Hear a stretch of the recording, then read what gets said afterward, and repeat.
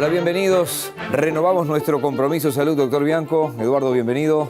El placer de todas las semanas compartir contigo, Miguel, y con nuestra audiencia. Muchas gracias por la respuesta de la gente, es decir, cada uno de ustedes que se encuentra con nosotros y nos cuentan algunas cosas que les están pasando, como seguramente va a pasar con el programa de hoy.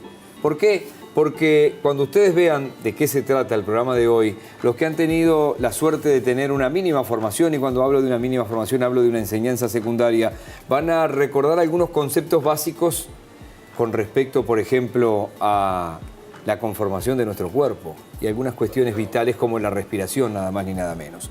El programa de hoy tiene que ver con la enfermedad pulmonar obstructiva crónica y después les vamos a pedir al doctor Eduardo Bianco que nos ponga en tema, porque muchas cosas nos van a refrescar y con su idioma frontal y llano aterrizar el tema como hacemos cada semana. Felicitaciones por la elección del tema de la semana pasada, la siniestralidad en el tránsito, porque ha tenido también una muy buena repercusión y un impacto tremendo esa publicidad australiana que la verdad que sacude y si uno se concentra en serio, se quiebra en serio. Digo. No, sin ninguna duda. Muy emocionante la campaña y una campaña que es efectiva porque recogía 20 años de campaña ese video que mostramos y sin ninguna duda no alcanza solo con comunicar o enseñar, hay que apuntar a la emoción, hay que apuntar a algo que nos lleve, que nos mueva realmente y ese video sí que movió. Yo comparto, mucha gente con usted, pero sé que a veces ha estado acá a través de diferentes gobiernos, ni siquiera hablo de este puntualmente, la discusión si pegamos fuerte o no, si jugamos fuerte o no. A veces lamentablemente se pega fuerte, lamentablemente. Puntualmente uno se queda corto con una campaña publicitaria con lo que realmente pasa en la vida real, ¿no? Uno cuando ve esas cosas se da cuenta del trabajo y el papel que cumplen integrantes de la policía caminera, por ejemplo, o la policía de cualquier localidad que se enfrenta ante un siniestro de estas características.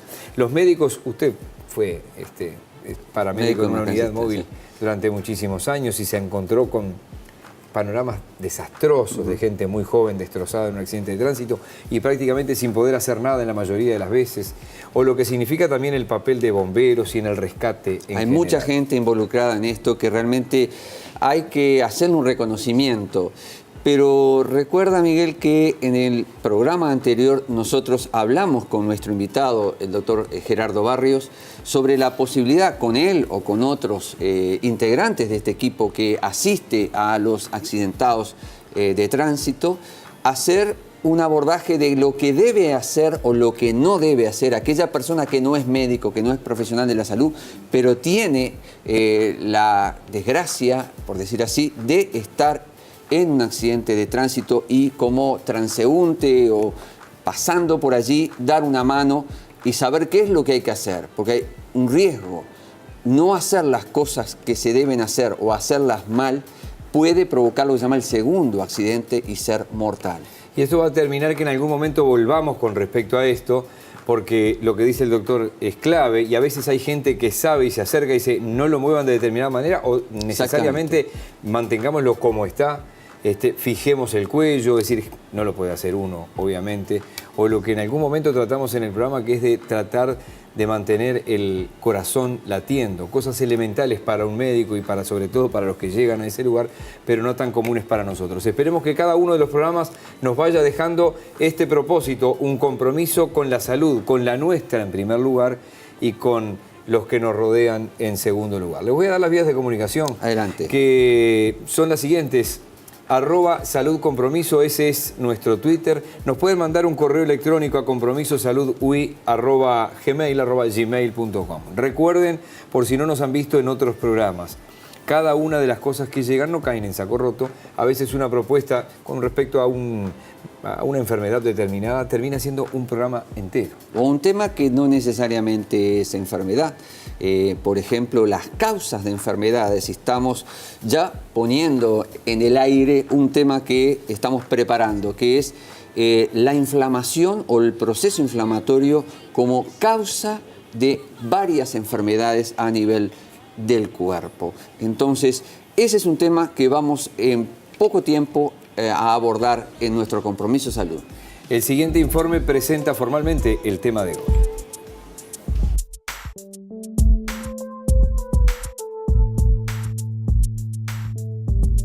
La La respiración es una de las funciones vitales del ser humano. Cualquier factor que afecte de alguna manera este proceso puede generar discapacidad o incluso poner en peligro la vida de una persona. Por eso hoy, en Compromiso Salud, nos centraremos en la enfermedad pulmonar obstructiva crónica, más conocida como EPOC. La EPOC es una enfermedad provocada fundamentalmente por el humo de tabaco. Se caracteriza por una obstrucción del flujo de aire que altera la respiración normal. Los tipos más conocidos de EPOC son la bronquitis crónica y el enfisema pulmonar. Millones de personas fallecen debido a esta causa. La Organización Mundial de la Salud prevé que si no se toman las medidas apropiadas para reducir el consumo y la exposición al humo del tabaco, las muertes de EPOC aumentarán más de un 30% en los próximos 10 años, por lo que la EPOC se convertirá en 2030 en la cuarta causa de muerte en todo el mundo. Según el estudio Platino realizado en Uruguay, el 19% de los encuestados en Montevideo y en el área metropolitana presentaban tal enfermedad, pero la gran mayoría de ellos no estaban diagnosticados.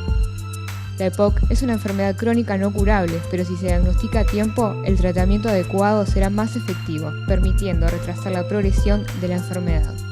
Por esta razón, es sumamente importante que la población de riesgo se realice los controles apropiados con frecuencia. Hoy, en Compromiso Salud, EPOC.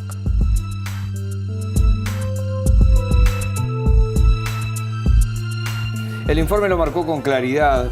Es una enfermedad crónica no curable, pero como la mayoría de los casos, tratada a tiempo, hay efectos que se pueden controlar de otra manera. Sin ninguna duda, ese es uno de los puntos, la cronicidad o la dificultad para parar el proceso una vez que se genera y fundamentalmente la expectativa de si no hacemos una intervención adecuada de crecimiento del daño causado por esta enfermedad, colocándose en uno de los primeros puestos de causa de mortalidad a nivel mundial. Vamos a tener obviamente una entrevista central en piso que nos va a permitir ir un poquito más a fondo con algo que escuchaban en el informe también, que tiene que ver con tal vez una de ustedes pueda tener la enfermedad, no estar diagnosticada y no saberlo. Ese es el otro punto. El primer punto es el tema de la cronicidad una vez instalada.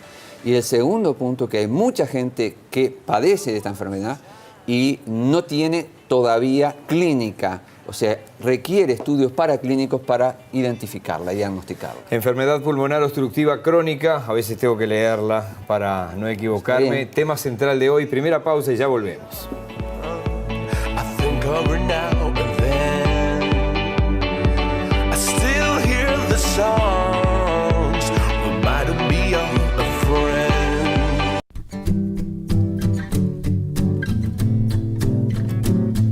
Estamos de regreso, enfermedad pulmonar obstructiva crónica, el tema de hoy, esas siglas, doctor Bianco, como EPOC en este caso, que van siendo más familiares para el paciente, para el que técnicamente obviamente no es médico y no trabaja en medicina. Exactamente, es un nombre muy largo, pero que queda resumido en esa sigla EPOC y es como normalmente en el ambiente sanatorial, en el ambiente clínico nos manejamos, con el término EPOC. Y ese es el tema que entonces pasaremos a abordar en el día de hoy.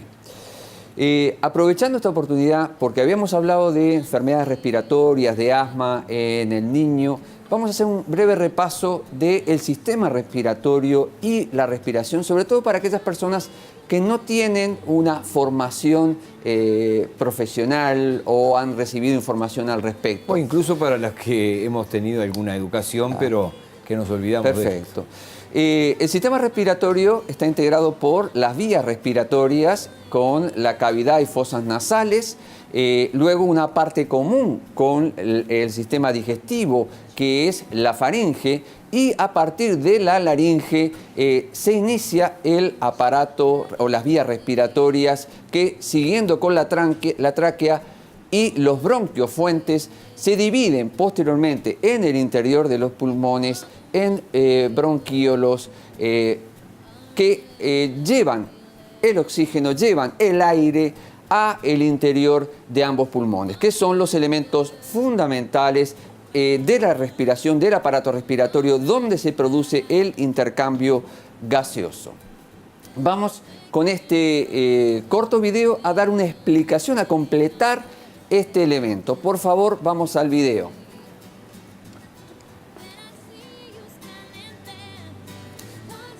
Como vemos aquí, tenemos los pulmones y por debajo el diafragma, que es el músculo fundamental para la respiración. Cuando nos movemos, cuando caminamos, se dispara en la médula que está ubicada en el cerebro un impulso que llega a los músculos de la respiración, como el diafragma y los músculos intercostales, aumentando el volumen del tórax y permitiendo que aumente un 10% el volumen total de aire en el interior de los pulmones. Eso distiende la pleura, que es una capa que envuelve a los pulmones y que genera un estímulo, y ese estímulo va a inhibir, después va a actuar sobre el cerebro para que se frene la respiración. Lo que estamos viendo ahora es que la disminución o la contracción del diafragma disminuye la presión dentro del tórax y facilita el ingreso de aire a los pulmones. Y ahí está entonces la distensión de la caja torácica y de la pleura, que activa el centro respiratorio nuevamente, y esa activación determina que se inhiba la contracción muscular y se largue hacia afuera un 10% de aire que había entrado. De esa forma tenemos la inspiración y la expiración. ¿Qué es la EPOC? Que es el tema que nos toca abordar en el día de hoy, que lo hemos elegido por su frecuencia, por su importancia desde el punto de vista de afectar la calidad de vida y la cantidad de vida de las personas. La definición de EPOC es una limitación al flujo de aire, a la entrada de aire, como explicamos, a través de las vías aéreas, que no es completamente reversible. Una vez que se instala, las alteraciones que la sostienen determinan que esto sea irreversible, y lo más frecuente es que sea progresiva. Frecuentemente se asocia a una respuesta inflamatoria anormal de la vía de la tráquea, de los bronquios, pero también de los pulmones, que suele asociarse a una exposición a partículas nocivas o gases nocivos, como los contenidos en el humo del tabaco. Dentro de los factores causantes de la EPOC, en el 80-85% de los casos está la exposición y el consumo al humo del tabaco, pero también hay contaminantes ambientales, como en las fábricas de vidrio o en las industrias textiles, donde el aire se contamina mucho y la persona continuamente está inhalando productos que pueden llegar a provocar daño. En un bajo porcentaje hay un factor genético, que es el déficit de una proteína llamada alfa-1 antitripsina, que es una proteína que protege, digamos, el alvéolo y el sostén del alvéolo, que es una proteína llamada elastina. Vamos a abordar un poquito más adelante esto, y después vamos a hablar seguramente con nuestra invitada del día de hoy. Vamos al video de cómo se produce la EPOC. Adelante, por favor.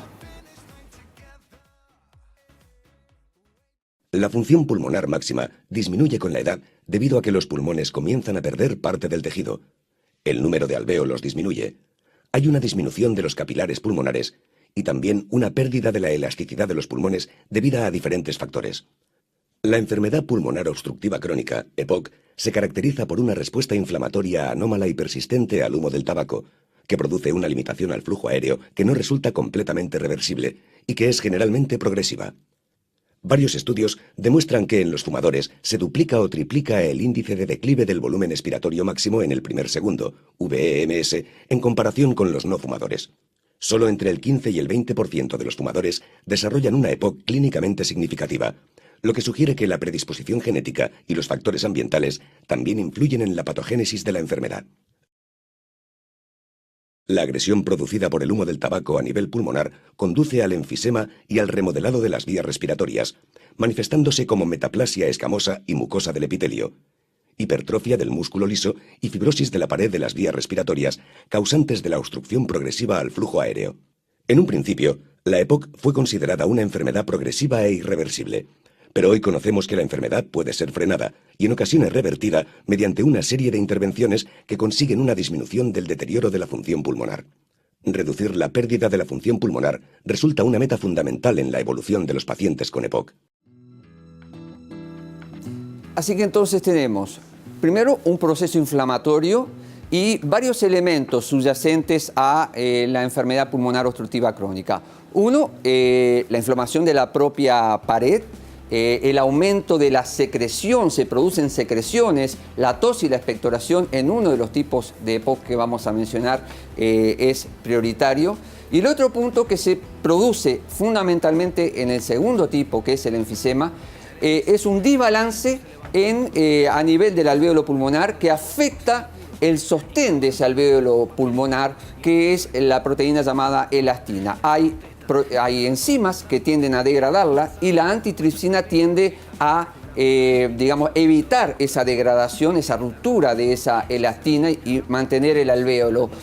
En el caso del tabaco, se tiende a aumentar el efecto de los factores que degradan la elastina y llevan al daño del alvéolo pulmonar. Pero como se vio allí, el dejar el tabaco a determinadas edades igual termina siendo beneficioso. Sin ninguna duda, desde el punto de vista respiratorio, y eso lo vamos a abordar con nuestra invitada del día de hoy. Acá simplemente la foto clásica que cuando yo empecé a estudiar nos enseñaban de los dos tipos de enfermedad respiratoria, que obviamente hay patrones mixtos, que está la bronquitis crónica, la persona que de mañana cuando se levanta, tose y expectora, que tiene más de 3 años seguidos con estos episodios, que sufre infecciones respiratorias frecuentes, y el enfermo de enfisema, que es esta segunda fase o este segundo tipo en donde está afectado el sostén del alvéolo pulmonar, se rompen los alvéolos y aparecen las bullas de enfisema, donde se va perdiendo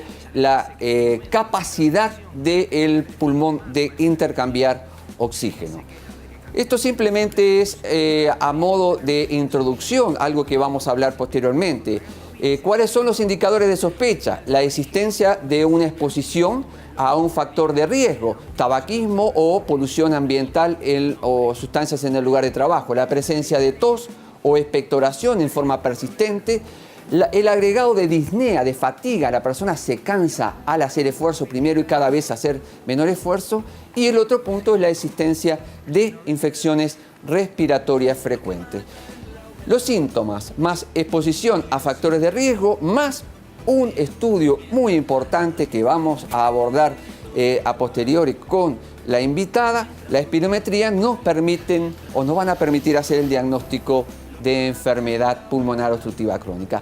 ¿Qué aporta la placa? La placa aporta, pero hay personas que padecen de enfermedad pulmonar obstructiva crónica con una placa aparentemente normal.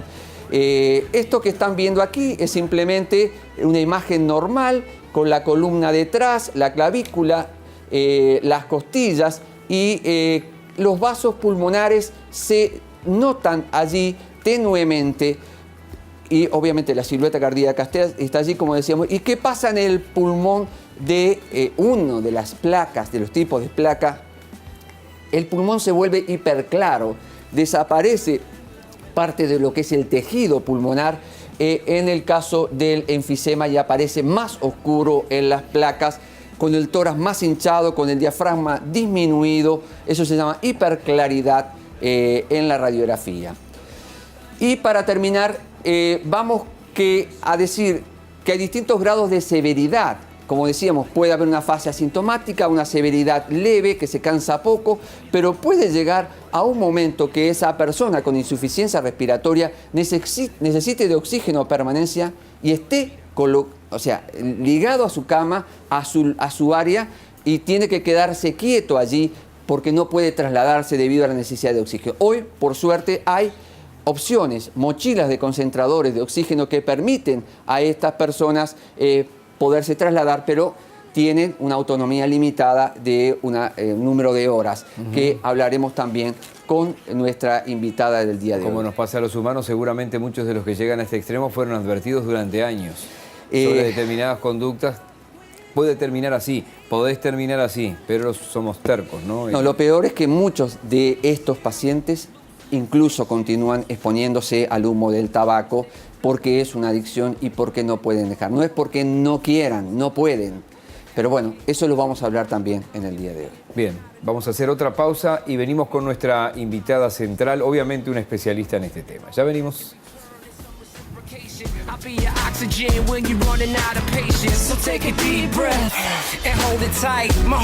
Presenta este espacio Aliviol Sport y Chao Dolores.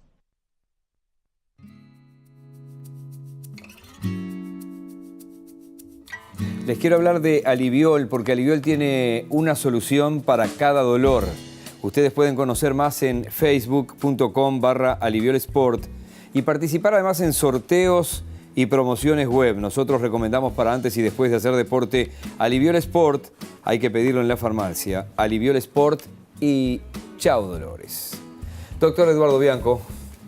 Bueno, hoy tenemos el placer de tener una experta en el tema que estamos abordando, la EPOC, la doctora Sandra Peña, que es neumóloga, que es funcionalista respiratoria, que es experta también en cesación de tabaquismo, tratamiento de tabaquismo, y es docente de la Facultad de Medicina. Muchísimas gracias por estar con nosotros aquí. Muchas gracias a ustedes por la invitación. Yo empezaría por la profesión, porque es muy probable que si saliéramos con una de las cámaras fuera del estudio y le preguntáramos a la gente de qué se ocupa el cardiólogo, lo diría con rapidez, el traumatólogo tal vez, pero el neumólogo no sé si estamos tan seguros. Entonces, obviamente que los que están mirando el programa desde el comienzo saben de qué se trata la especialidad y por suerte tampoco tenemos una ignorancia tan generalizada, pero ¿qué es la especialidad neumología? ¿Qué pacientes aborda? Ahí está. Me parece que es una condición fundamental definir nuestra profesión, como tú decís, y es cierto que siempre estamos un poco debajo o a la sombra de los cardiólogos, pero en realidad nosotros nos dedicamos a estudiar el pulmón en su anatomía y en su función. Y un poco esa es nuestra realidad, sabiendo que la prevalencia de las enfermedades respiratorias son tan frecuentes como las enfermedades cardíacas. Pero es cierto que es menos el número de profesionales dedicados a esta área en relación a los cardiólogos, como tú decís puntualmente. ¿Y por qué se da eso? Ya que eres docente además y que vas palpando el interés de los alumnos.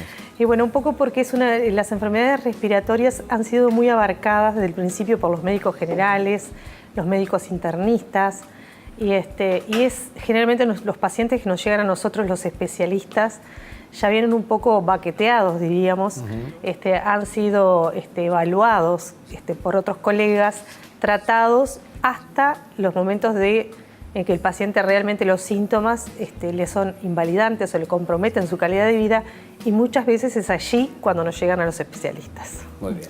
¿Es frecuente que pacientes con enfermedad pulmonar obstructiva crónica acudan a tu consultorio? Sí. ¿Con qué frecuencia? En el consultorio, el 80% de las consultas que se realizan a nivel ambulatoria son enfermedades pulmonares obstructivas.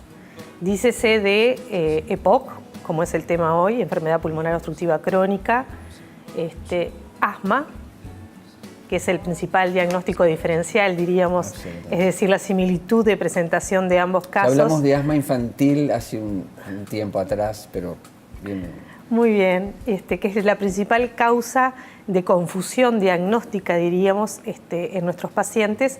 Y hay otras entidades también obstructivas, pero de menor prevalencia, como son las bronquiectasias, la fibrosis quística, que también motivan la consulta mayoritariamente de nuestros pacientes. ¿La práctica determina que es el médico de medicina general que da pase al neumólogo? Sí. Es igual que en otros casos de especialidad. Exactamente. El primero consulta a su médico tratante, su médico de cabecera, como tenemos establecido ahora en nuestras normas de salud pública, y luego es diferido hacia la consulta de especialista. No tiene que ver esto, pero un paréntesis. El otro día hablando con uno de los ministros de la Suprema Corte de Justicia, cuando se hace el juramento de los abogados, por lo general últimamente tienen que mirar porque no hay abogados. Los que se reciben son abogadas. ¿Cómo estamos en ese tema de neumólogos y neumólogas? Y sí, también te diría que somos unas cuantas damas dentro de la especialidad, pero también depende un poco, la neumología es muy amplia, ¿no? Como yo te decía, podés abarcar la parte anatómica o la parte funcional. En la parte anatómica es un lugar más de los hombres, de lo que tiene que ver con la endoscopía, fundamentalmente, y quizás la parte funcional y otras áreas, o las enfermedades de tipo intersticial, que abarcan también nuestra especialidad, están más abordadas por las neumólogas. Para la gente común. ¿Qué es el intersticio? Es lo que nos mantiene a los pulmones en su forma, ¿verdad? Es la estructura o el tejido que mantiene la forma del pulmón y que le permite esa elasticidad, como tú decías, la posibilidad de insuflarse, o sea, aumentar su tamaño y luego disminuir su tamaño. Perfecto. Y eso es el intersticio. Bien. Doctor, ahora sí, caso clínico seguramente. Sí, vamos a hacer un juego, digamos, algo que hacemos habitualmente entre médicos, pero llevándolo para que doña María o don José pueda entenderlo. Vamos a presentar un caso clínico y vamos a aprovechar este caso clínico para hablar de diagnóstico, cómo se diagnostica la EPOC y cómo se trata la EPOC.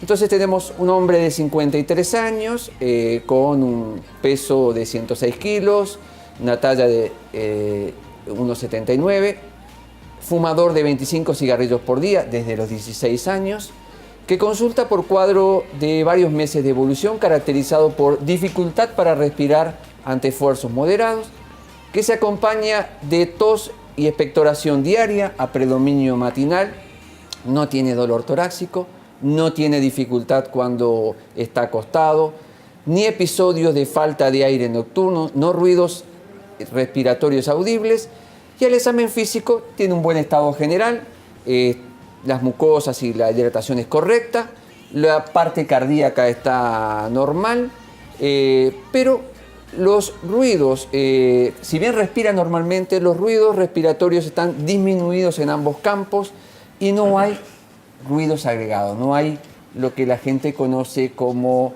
las sibilancias a veces, eso que se escucha en el asmático cuando está atacado. ¿Qué hacemos con un paciente como este, por ejemplo? ¿Hacia dónde vamos en diagnóstico? Sí, es un caso muy bueno para analizar la enfermedad que hoy estamos tratando. Destacamos que se trata de un hombre fumador. Sabemos que el tabaquismo es la principal causa de esta enfermedad. 1 de 10 fumadores va a desarrollar esta enfermedad. La EPOC es una enfermedad tabacodependiente. El 95% de los pacientes con EPOC tienen en su base la historia tabáquica.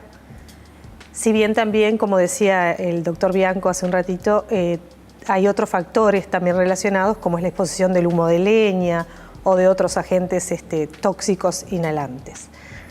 Destacamos... ¿Hay un sobrepeso allí? Yo que no sé nada de esto. ¿Hay un sobrepeso allí también? Sí, habitualmente... ¿En este caso específico que presenta el doctor? No, en este caso es el paciente que tenía el sobrepeso. No sé pero habitualmente el paciente con enfermedad pulmonar obstructiva crónica tiende a el bajo peso, porque la enfermedad en sí no está ligada solamente al pulmón, sino que la enfermedad también compromete el organismo en total. Y generalmente aparece en los pacientes más graves la caquexia como un elemento secundario, no, sino como un elemento sistémico de la enfermedad pulmonar obstructiva crónica. Me gustaría recalcarlo porque es muy probable que mucha gente no lo conozca, este concepto de que una afectación bronquial o pulmonar de este tipo no es solamente bronquial y pulmonar, sino que el proceso inflamatorio afecta a todo el cuerpo. ¿Es así, doctora? Sí, pues se puede ver asociado, como decíamos, la caquexia. Caquexia es la desnutrición, la pérdida de masa muscular. El adelgazamiento muy marcado de los pacientes, ¿verdad? Con un índice de masa corporal bajo, no como es este caso que se trata de un paciente obeso. Tenemos también el compromiso a nivel óseo, a nivel de la osteopenia, la osteoporosis que aparece vinculada a esta enfermedad, la cardiopatía asociada. Muchas veces no se sabe si es el tabaco como el factor que también afecta a ambos, pero en realidad se ha visto que está asociada y vinculada a la enfermedad pulmonar obstructiva crónica como fenómeno, como yo les decía, sistémico de compromiso de la enfermedad. El compromiso muscular, entre otros. Sigues analizando, pero mostramos la placa de ¿Aporta la placa en este caso? Sí, en este caso sí. Es una radiología que tiene las características de, más allá de algunos defectos técnicos, ¿verdad? Es una radiología que está muy penetrada, pero que realmente nos puede aportar esa hiperclaridad bilateral, simétrica, como decía el doctor Bianco, con una disminución de lo que es toda la estructura y la trama el intersticio que tú decías. Ahí está, todo lo que es la trama broncopulmonar, o sea, el compromiso bronquial, el componente arterial, que no lo vemos claramente, que está atenuado, y eso se ve por el atrapamiento de aire que hay en los pulmones o por la destrucción vinculada al enfisema, como decía el doctor Bianco, de los alvéolos.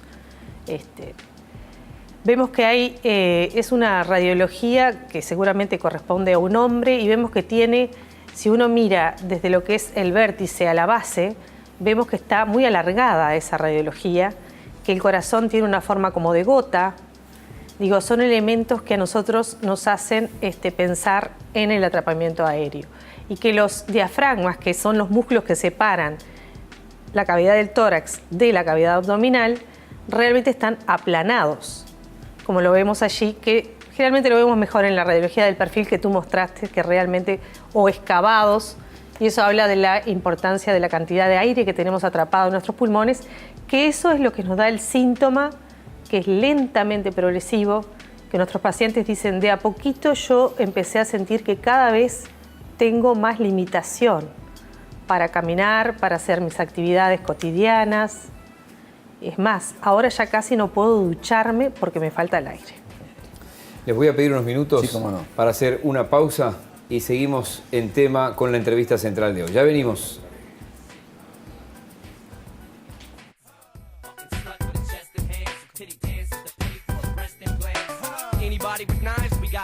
Presentó este espacio Aliviol Sport y Chao Dolores.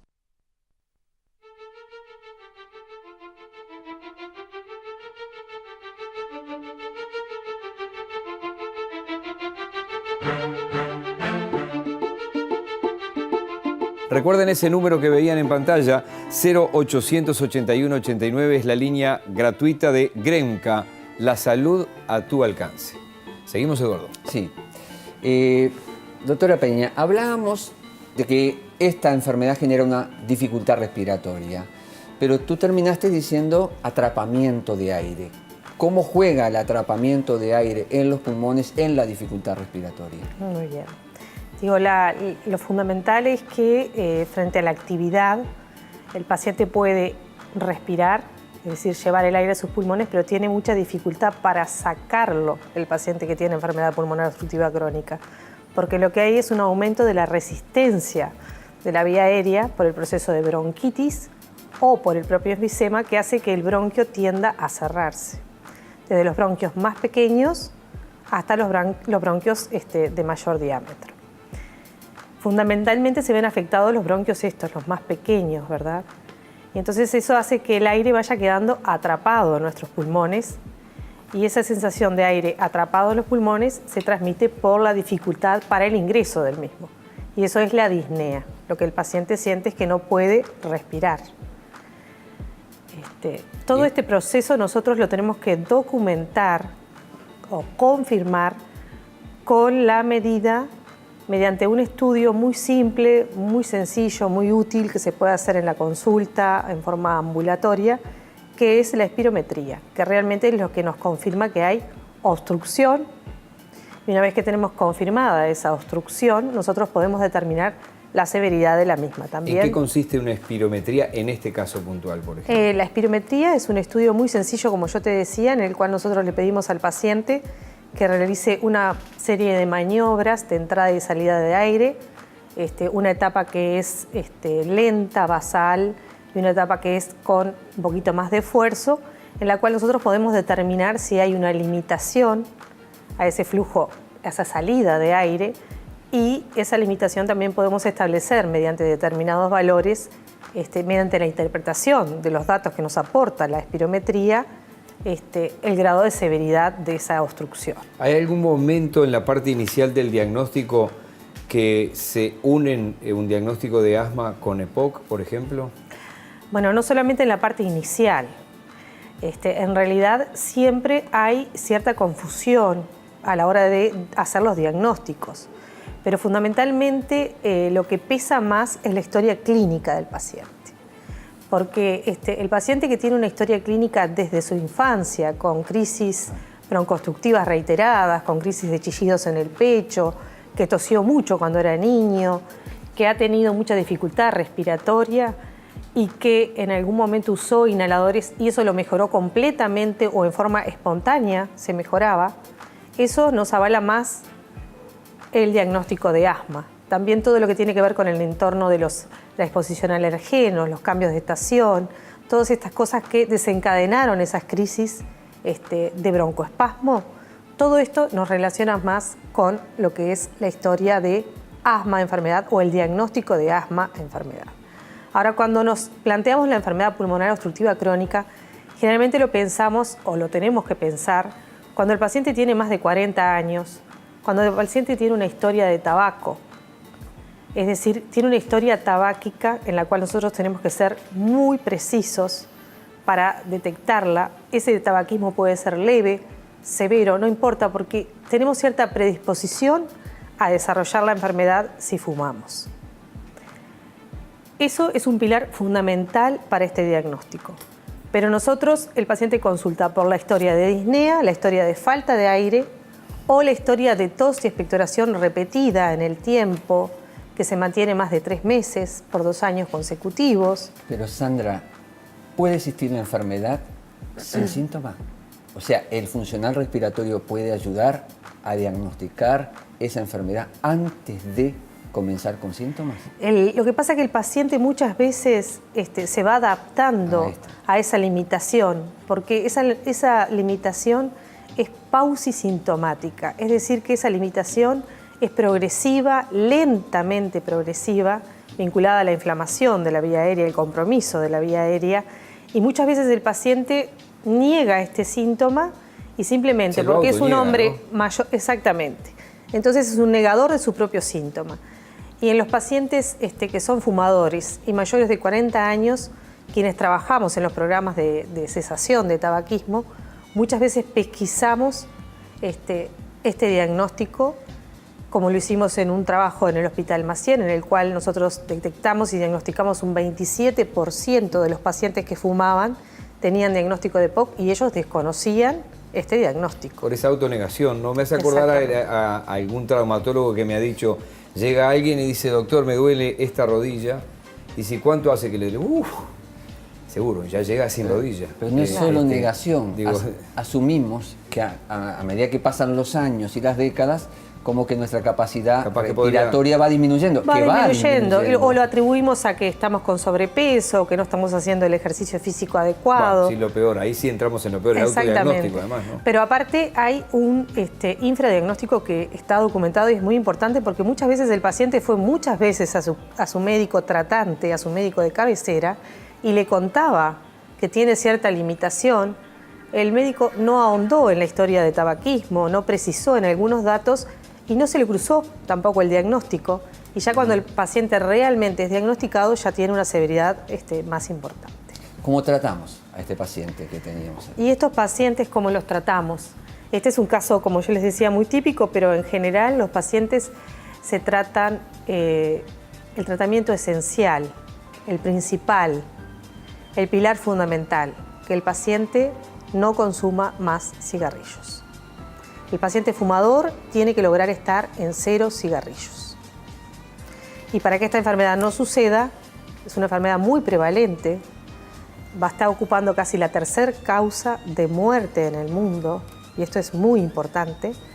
Nosotros tenemos que saber que tenemos que ahondar en medidas de prevención con respecto a esta que es el tabaquismo, a la adicción a la nicotina. ¿Qué otros tratamientos tenemos? Tenemos tratamiento para los síntomas de los pacientes, fundamentalmente en base a broncodilatadores.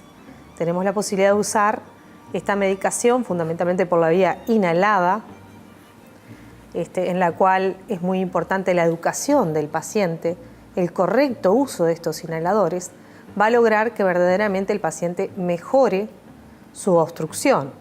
En el caso de la enfermedad pulmonar obstructiva crónica, puede mejorarla parcialmente o no. Y esa es una de las principales diferencias con el asmático. El asmático revierte totalmente la obstrucción una vez que... En épocas de tanto avance tecnológico, cuando la placa muestra cosas que dejan dudas, a los que no somos médicos nos deja toda la duda porque nunca nos damos cuenta ni si está fracturada una costilla, pero pasa a ser un problema de falta de estudio. ¿Hay algún otro elemento que se puede usar como para mirar? Sí, la tomografía. La tomografía axial computarizada de tórax y de abdomen superior. Nosotros tenemos esa herramienta que realmente es muy útil porque nos está dando la anatomía del pulmón, ¿verdad? Y fundamentalmente para el diagnóstico de enfisema es mucho más precoz la parte imagenológica. ¿Alguna otra medicación Sí, muchas veces tenemos que usar los antiinflamatorios, ¿verdad? Los corticoides, que debieran de usarse, depende del paciente si está en una etapa de enfermedad estable, es decir, un paciente que está con sus síntomas habituales, va a requerir un tratamiento que sea lo más cómodo, que hoy por hoy tenemos la posibilidad de hacer incluso fármacos que se administran una sola vez al día. Y eso es muy importante porque brinda comodidad al paciente y también buena adherencia para los tratamientos. Y eso es muy importante a la hora del cumplimiento y la evaluación de los mismos. El tratamiento es crónico. El tratamiento es crónico. Y tú hablabas de que va a ser la tercera causa de mortalidad en el mundo. Sí. Pero, ¿qué pasa con la discapacidad? Porque hay mucha gente que vive décadas sufriendo una enfermedad pulmonar obstructiva crónica y que puede llegar a ser invalidante, con oxígeno a permanencia. ¿Es así? Ahí está. ¿Qué hacemos Otros con ese pilares tipo de del tratamiento es la rehabilitación. La rehabilitación respiratoria o la rehabilitación pulmonar, en el cual el paciente se lo ingresa a un programa de educación y de ejercicio físico, en el cual el paciente puede mejorar muchísimo sus síntomas y su calidad de vida, porque aprende a convivir con su enfermedad fundamentalmente, aprende a usar los medicamentos en forma adecuada y su familia también tiene la posibilidad de participar, porque es muy importante que la familia esté en el entorno de este paciente para lograr su buena calidad de vida. Después tenemos otras herramientas terapéuticas como pueden ser, de acuerdo a la severidad de la enfermedad, podemos también tener indicación de oxígeno. La indicación de oxígeno por la insuficiencia respiratoria tan severa del paciente. El oxígeno es crónico y tiene que tener una indicación por lo menos de 16 horas diarias de uso continuo para que realmente nosotros sepamos que eso es eficaz para el paciente. Y que realmente va a aumentar. Todo su día consciente, exactamente. ¿no? Teniendo en cuenta que puede dormir 8 horas, por ejemplo, ¿no? Ahí está. Y eso aumenta la sobrevida del paciente y le mejora el pronóstico, es decir, que alarga su vida en los pacientes más severamente comprometidos. Ahí está. Hay indicaciones precisas para la indicación del oxígeno. No todos los pacientes que tengan EPOC van a estar con tratamiento con oxígeno, sino que eso está establecido de acuerdo a los valores de gases en sangre arterial, que sería otra herramienta paraclínica dentro de lo que nos ayuda en la valoración del enfermo. Y después tenemos otras opciones de tratamiento que son quirúrgicas o endoscópicas, como son la colocación. ¿Quirúrgica es un ejemplo, por ejemplo? Trasplante de pulmón. Eso estaríamos en la etapa más severa. Exactamente. El trasplante pulmonar o la posibilidad de sacar una bulla, un espacio de aire que realmente está ocupando y está entorpeciendo todo el normal funcionamiento del pulmón, y esto sería la bullectomía, o la posibilidad de reducir ese pulmón que está aumentado, la cirugía de reducción de volumen. Por supuesto que todo es precisamente evaluado en conjunto, el neumólogo con el cirujano de tórax. Muy bien. Muy ilustrativo además, y ¿no? da para más, como siempre, ¿no? Pero por lo menos dimos una idea de lo que es la EPOC, de cuál es su tratamiento, incluso en las etapas más avanzadas de la enfermedad. Sí, solamente precisarles que el tabaquismo es el tema que tenemos que abordar para realmente disminuir la prevalencia de esta enfermedad, que conlleva gastos muy importantes a nivel de salud, que conlleva, como decíamos, destacar nuevamente. Hacia el 2020 se prevé que va a ser la enfermedad la tercera causa de muerte en el mundo. Entonces creo que tiene un impacto muy importante y es una enfermedad prevenible. Muy bien, Muchísimas algo de lo que gracias. hablamos siempre. Doctora, manténgase por allí, le vamos a regalar un Aliviol Sport. Gracias. Y lo invito, doctora, a despedirnos del programa de hoy. Si me tuviera que decir en un título, prematurez, que es el programa de cara a la semana que viene, ¿de qué estaríamos hablando? Y estamos hablando de ese niño que nace antes de tiempo, que nace sin el adecuado desarrollo completo de su cuerpo y se debe enfrentar a un mundo que le resulta hostil. Ese va a ser el tema, prematurez y recién nacido prematuro. Muy bien, gracias Eduardo. No, gracias. Gracias a ustedes, los esperamos la semana que viene, que pasen bien.